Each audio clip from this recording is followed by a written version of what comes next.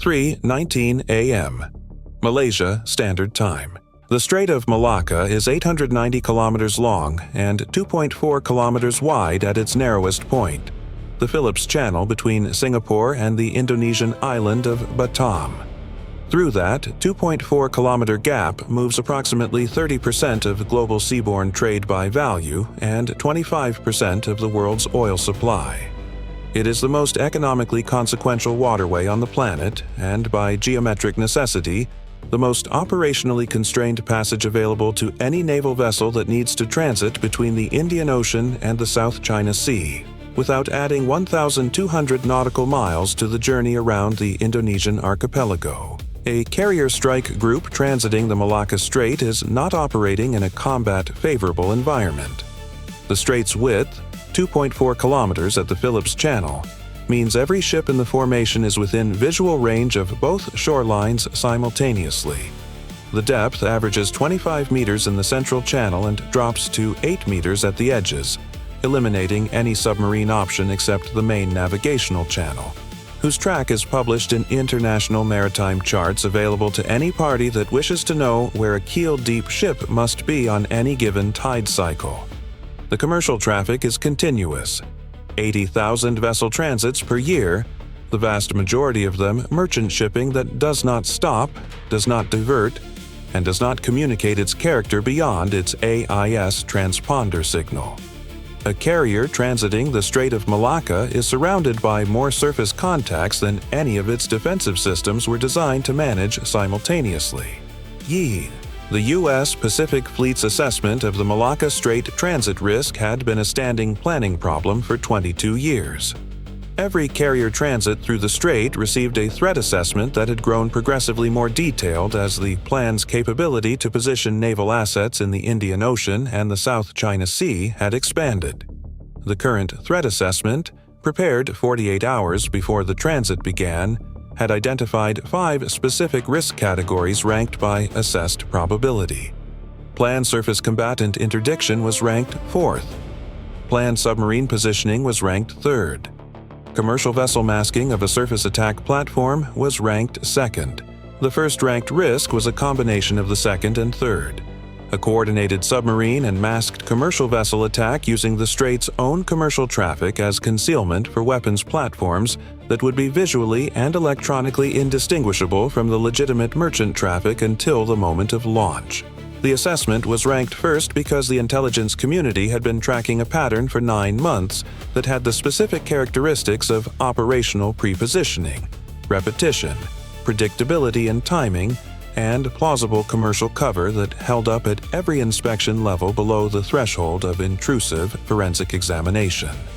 The pattern had been identified not by any single collection asset, but by a fusion analysis that cross-referenced AIS transponder records, port call schedules, cargo weight declarations, and the maritime insurance filings of the 3 vessels against a behavioral baseline for legitimate container traffic on the Singapore-Colombo route.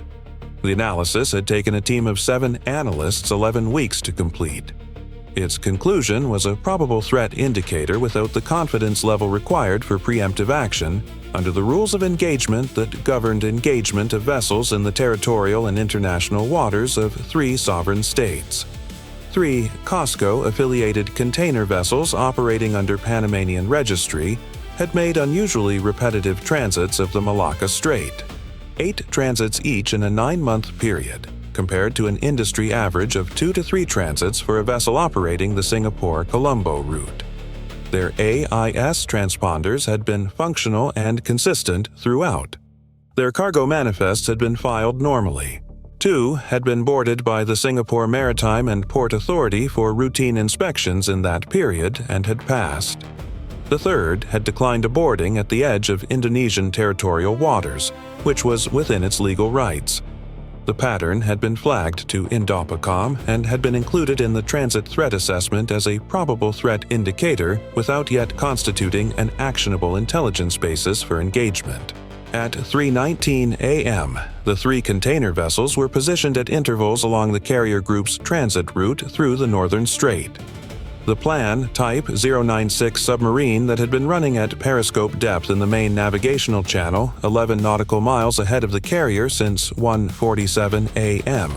Detected by the Virginia-class attack submarine, running as the carrier group's advanced screen, tracked but not engaged under the active conflict rules of engagement that required hostile action before weapons release, was now at minimum safe depth for weapons employment in the 25-meter channel.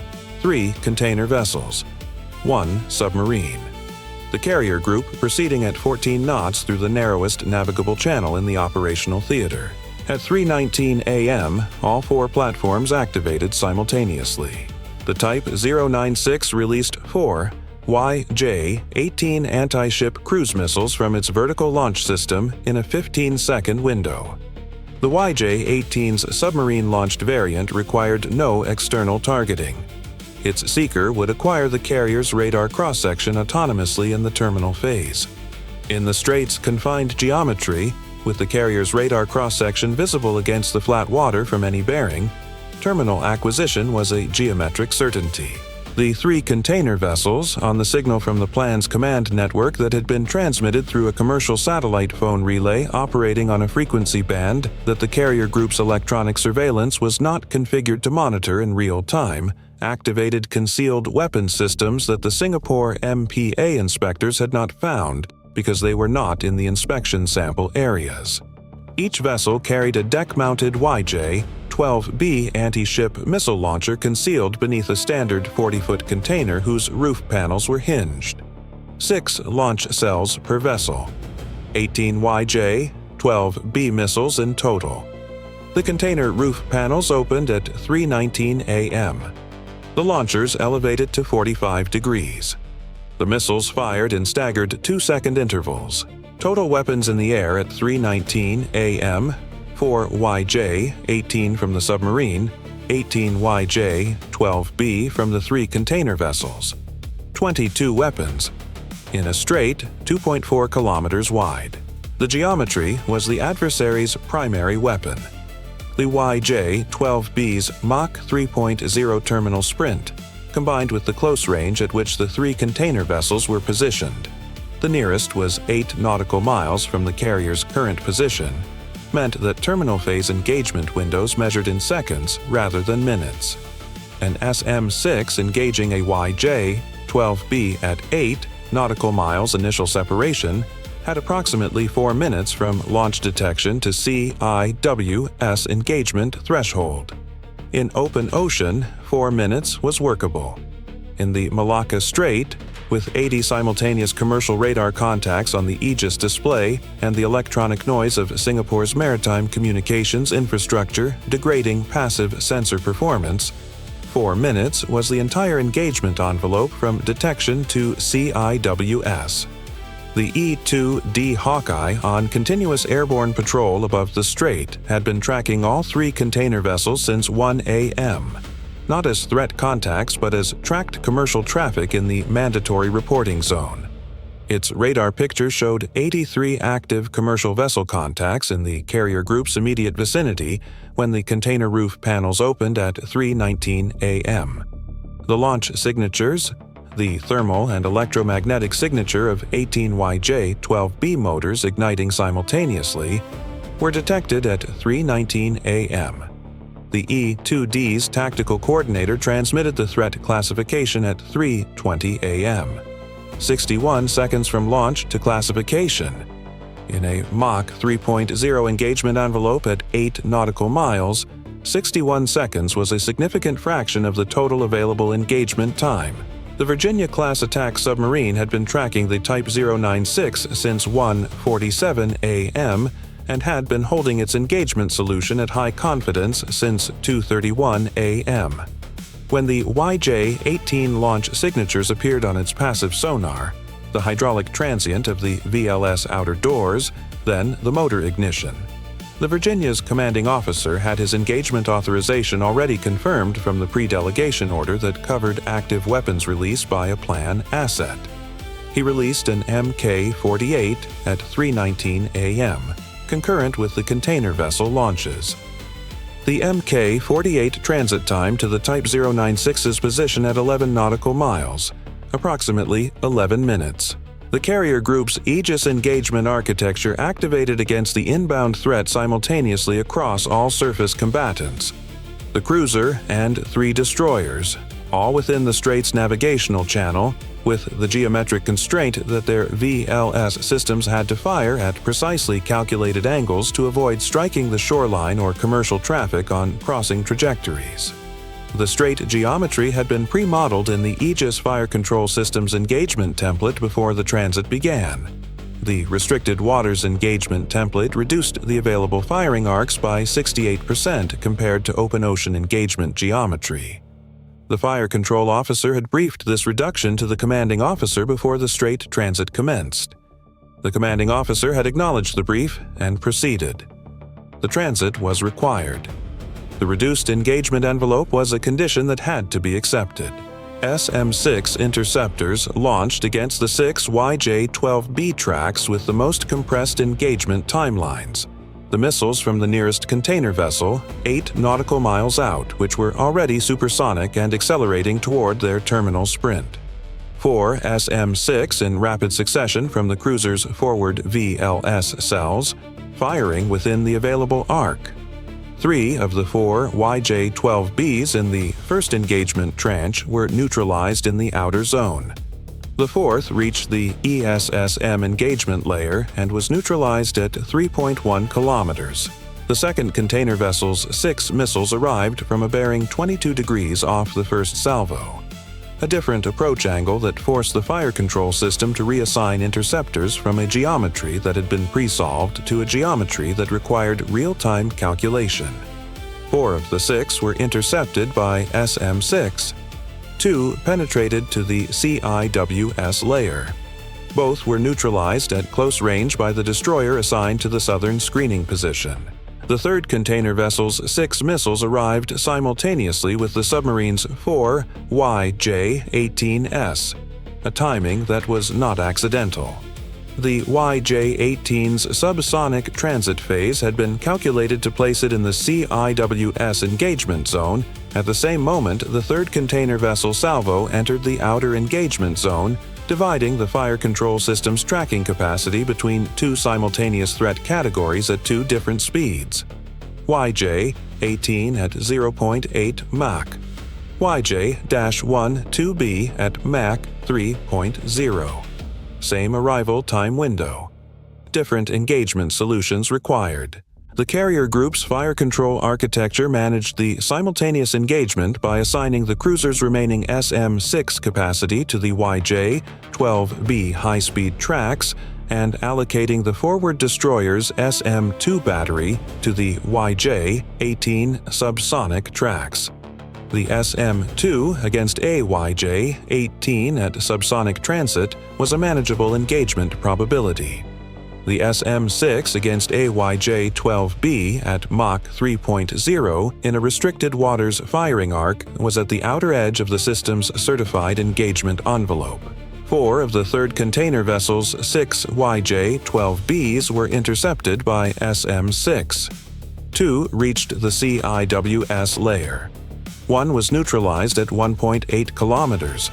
The second was neutralized at 620 meters from the carrier's port bow. The debris field from the 620-meter CIWS engagement struck the carrier's port antenna array and the forward portion of the port catwalk. 3 personnel on the port catwalk received fragment injuries. The antenna array was damaged. The carrier's port radar coverage was degraded. The carrier was structurally undamaged and maintained flight operations without interruption.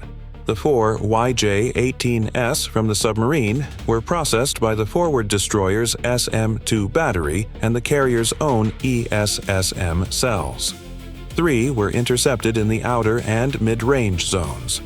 The 4th, arriving from a bearing that placed it in the acoustic shadow of Singapore's southern islands' shoreline radar clutter, a final approach geometry that the plan's submarine crew had selected specifically because it placed the weapon's terminal seeker acquisition in the lowest clutter sector of the Strait's notoriously complex electromagnetic environment, was not intercepted by SM-2 or ESSM.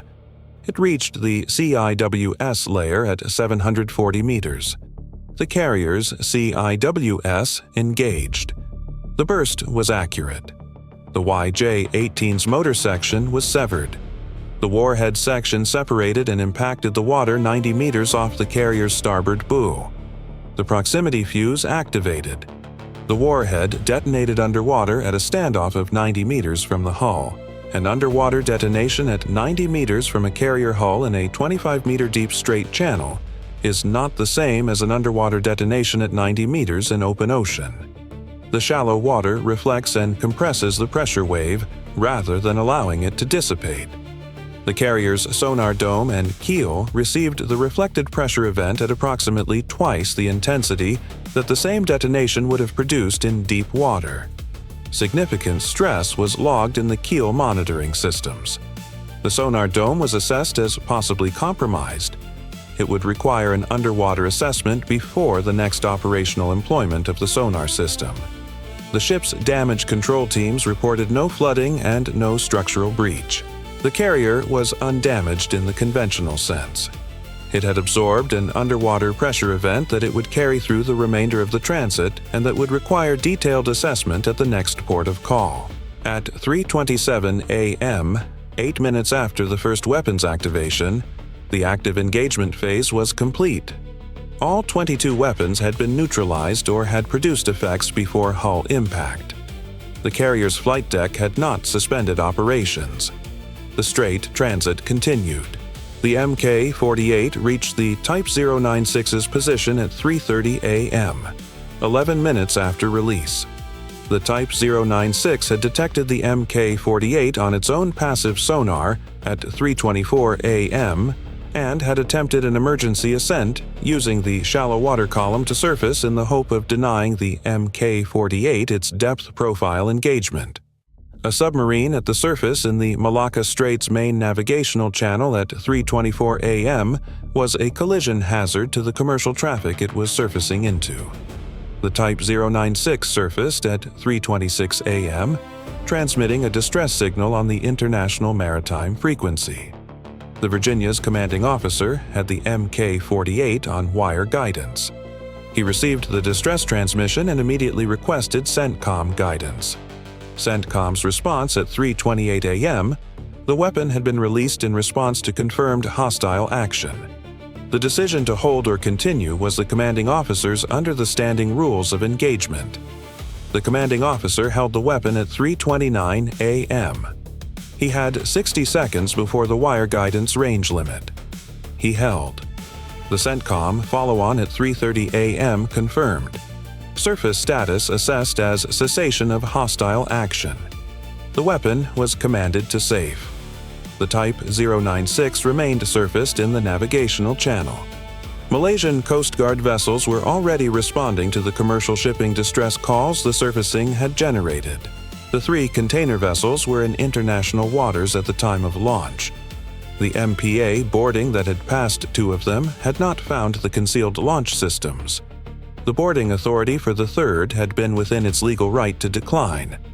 All 3 vessels had AIS transponders, commercial registrations, and cargo manifest that had been filed and processed through the Port of Singapore's standard documentation system. Their commercial cover had been operationally successful until 3:19 a.m. After 3:19 a.m., they were naval combatants that had engaged a U.S. carrier group from civilian vessel identities in a civilian maritime domain.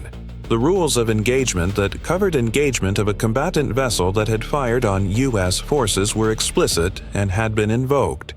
F/A-18 CIWS from the carrier Air Wing, which had been airborne since the E-2D's 3:20 a.m. threat classification, engaged all 3 container vessels between 3:29 a.m. and 3:31 a.m.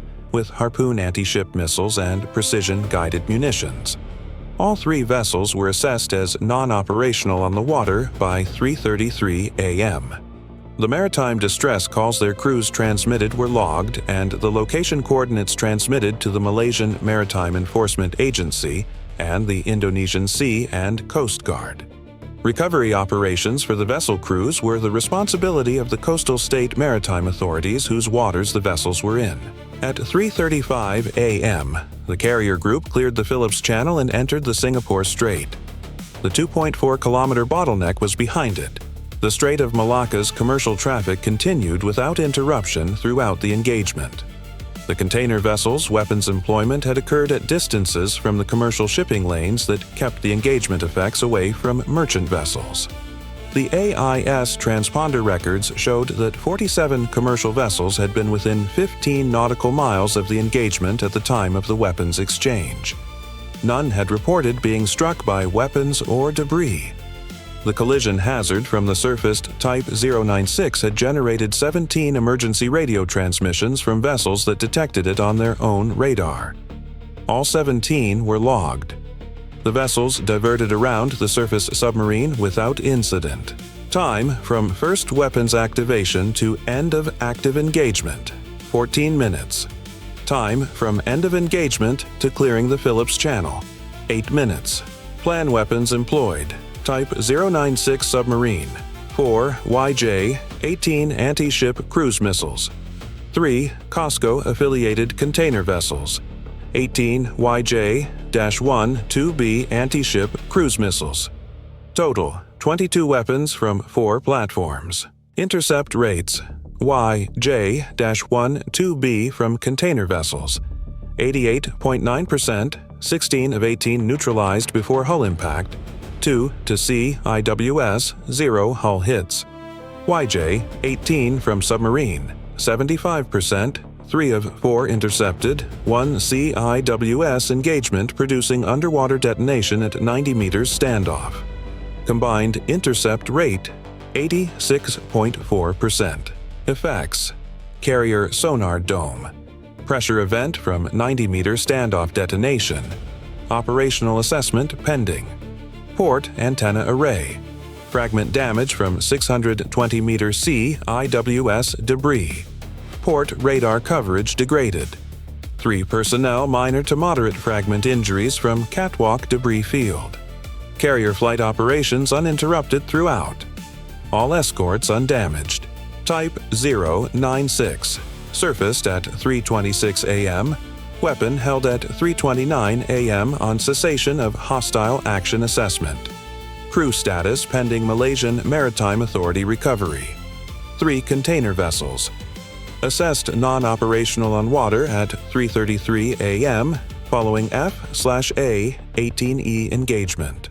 U.S. assets. Carrier with sonar dome assessment required. Port radar array degraded. Combat capable. 3 personnel injuries. Carrier air wing fully operational. SM-6 and SM-2. Ready loads significantly reduced from restricted waters engagement.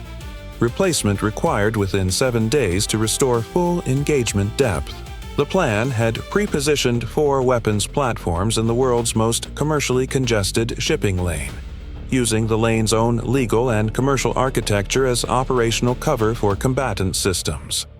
They had selected the geometry, the timing, the bearing combinations, and the weapon mix with a precision that had produced effects on a U.S. carrier in a location where no carrier strike group's defensive architecture had ever been fully tested. The 14-minute engagement in a 2.4-kilometer channel had generated more complex simultaneous fire control demands per engaged platform than any engagement in the framework's entire operational record. The carrier group had managed it. At the cost of a sonar dome that needed assessment, a radar array that needed replacement, and 3 personnel who would be treated and returned to duty within hours. The carrier flight deck had not stopped. The transit had continued. The watch officer on the carrier's bridge logged the Phillips Channel clearing time at 3:35 a.m. and transmitted the status report to 7th Fleet. The carrier's commanding officer read the report, acknowledged it, and asked for an estimate on the sonar dome assessment timeline. The engineering officer said 48 hours minimum at anchor, or a full shipyard assessment. The commanding officer noted the timeline, transmitted a logistics coordination request to 7th Fleet for a port assessment stop, and returned her attention to the Singapore Strait transit ahead. The Singapore Strait was 105 kilometers long and, at its narrowest, 2.8 kilometers wide. Still narrow, but wider than what they had just come through. The carrier commanding officer had transited the Malacca Strait 41 times in her career on various vessels and in various roles. This was the first time she had done it at battle stations with weapons in the air. The next time, if the intelligence community's behavioral pattern analysis was current, might present the same threat architecture in a different configuration. The container vessel cover had worked until it hadn't. The COSCO registrations had been legitimate until they weren't. The AIS transponders had been functional throughout. The maritime legal framework that had allowed 3 boardings to pass 2 vessels and be declined by a third had been exactly as the adversary had calculated it would function. The strait was 105 kilometers of Singapore Strait ahead of them. After that, open water. The carrier's commanding officer checked the sonar dome assessment request status on her display.